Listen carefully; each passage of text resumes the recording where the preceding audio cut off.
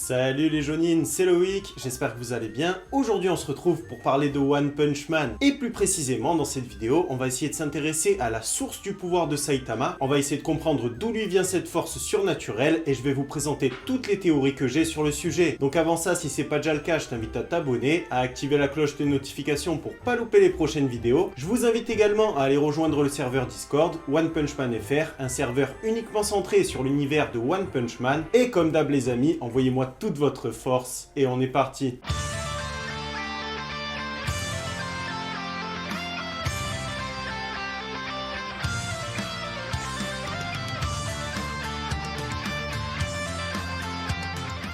Alors évidemment, on sait que Saitama, il est super fort, c'est plus à prouver. Le mec, il est capable de progresser de façon exponentielle à chaque fois qu'il va subir de fortes émotions. Il arrive à te projeter une lune complète dans l'espace, il détruit Jupiter avec un simple éternuement, et bien sûr, il ne s'agit pas que de sa force, mais aussi de sa résistance. Parce qu'il a montré qu'il pouvait résister à tout type d'attaque physique, la gravité lui fait rien, il se baigne dans de la lave au calme, il peut parler normalement dans l'espace, et en plus de ça, il a toute une panoplie de pouvoirs qui sont complètement surnaturels. Par exemple, il est capable de changer de dimension juste en frappant avec son poing. Il peut même saisir des portails dimensionnels alors que normalement c'est quelque chose qui n'est pas palpable. Et aux dernières nouvelles, il a même montré pouvoir être capable de remonter le temps. Mais concrètement, d'où lui vient cette force surnaturelle? Parce que clairement, c'est pas en faisant 100 pompes et 100 abdos par jour qu'il a réussi à obtenir une telle force. Et d'ailleurs, on a Genos qui nous dit que même Saitama lui-même, il ne sait pas réellement d'où lui vient sa force. Du coup, j'en suis venu à la conclusion que pour devenir aussi fort que Saitama, il faut remplir plusieurs conditions. La première, et sûrement la plus importante de toutes, il faut avoir le réel désir, la réelle intention de devenir plus fort. Parce que comme tu le sais, dans One Punch Man, le mental, c'est vraiment au centre de tout. Mais aussi, l'amour qu'on a pour quelque chose. Par exemple, on a le mec qui aimait beaucoup les crabes, c'est devenu un monstre crabe. On a l'autre qui aimait beaucoup les voitures, c'est devenu un monstre automobile. Et on a Saitama qui a toujours rêvé de devenir un héros, et au final, c'est ce qu'il est devenu. Et s'il est devenu si puissant, c'est tout simplement parce qu'à mon avis, c'était nécessaire pour lui permettre d'accomplir son objectif, pour lui permettre de devenir un héros qui va pouvoir protéger toute la population. Et d'ailleurs, ça concorde avec la prédiction de la voyante qui nous disait que la Terre était dans la mouise. Donc ça veut dire que dans One Punch Man, il va y avoir une menace qui va apparaître, qui va être vraiment surpuissante et que seul un véritable héros, en l'occurrence Saitama, pourra contrer. Et ça me fait penser directement à la déclaration de G qui nous dit que Saitama, c'est le point qui s'est retourné contre lui. Et d'ailleurs, on a aussi Garou qui nous dit que Saitama, c'est sûrement le seul être humain qui est capable de comprendre les pouvoirs de G sans pour autant avoir conclu un pacte avec lui. Donc pour devenir puissant dans l'univers de One Punch Man, il faut avoir le réel désir de devenir plus fort, mais c'est une condition qui seule n'est pas suffisante, parce que si c'était le cas, il y aurait plusieurs héros qui seraient aussi forts que Saitama, ce qui n'est pas le cas ici. Donc en plus du réel désir de devenir puissant, il faut aussi un réel désir de protéger les autres, ce qui n'est pas le cas de 90, voire même de 95% des héros dans One Punch Man. Et les seuls héros qu'on connaisse à l'heure actuelle qui réellement vont se soucier des autres, c'est bien sûr Saitama,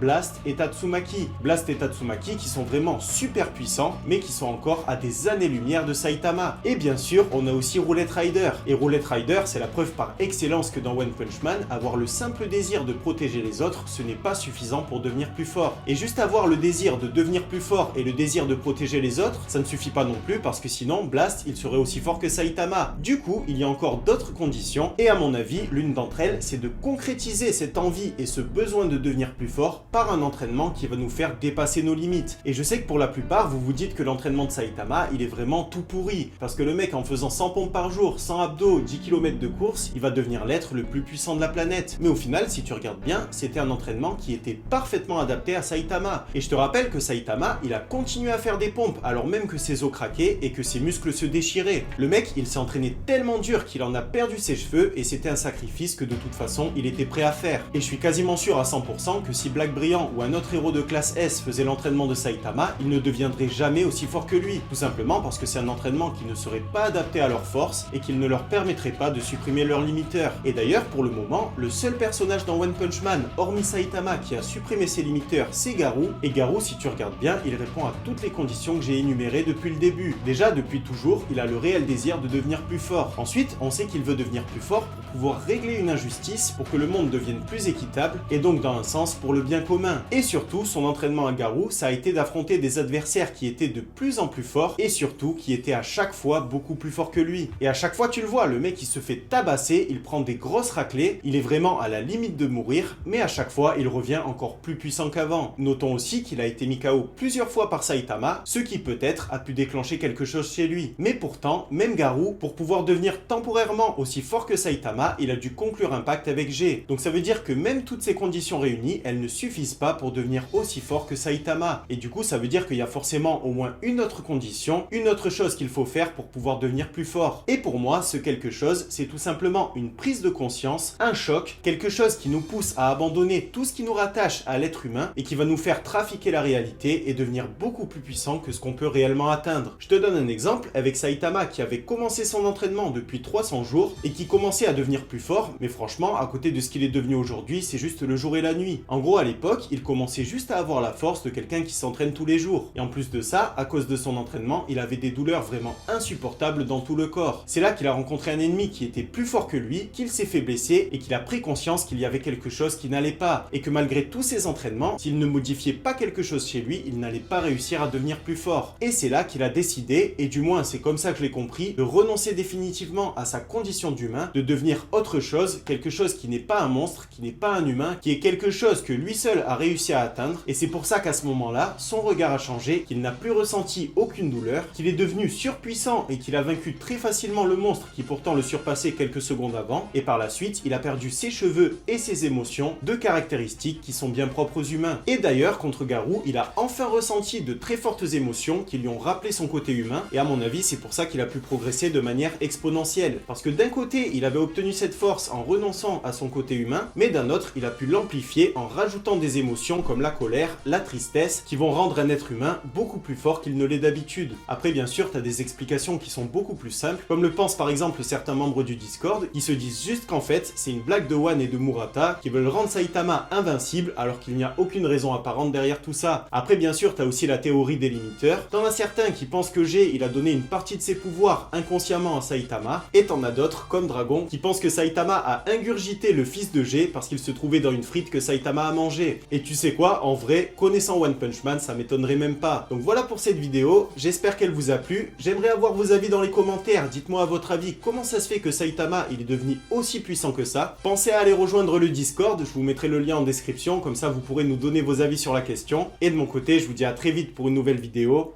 un nouveau manga, et en attendant que la force vous anime les jeunes.